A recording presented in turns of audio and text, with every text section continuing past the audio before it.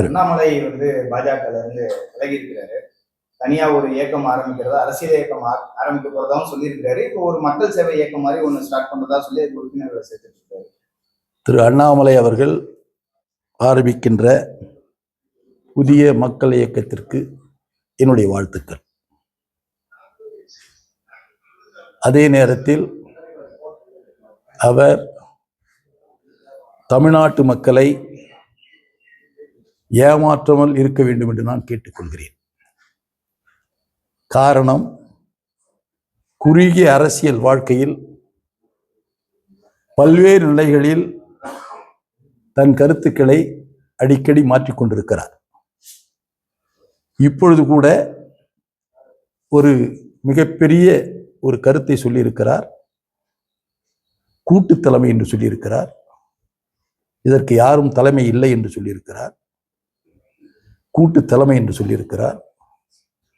நிரந்தரம் இல்லை என்றும் சொல்லியிருக்கிறார். யாருக்கும் எந்த பதவியும் நிரந்தரம் இல்லை என்று சொல்லியிருக்கிறார்.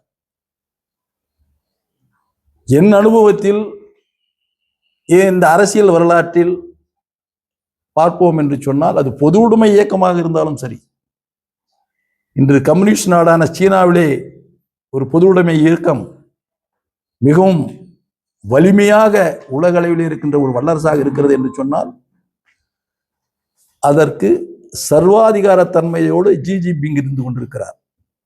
பொது உடைமை இயக்கம் பேர், ஆனால் ஒரு தலைவர் ஒரு ஆளுமை மிக்க தலைவராக இங்கே இருந்து கொண்டிருக்கிறார். அப்படி இருக்கின்ற பொழுது இவர் கூட்டு தலைமை என்று சொல்லுகிறார்.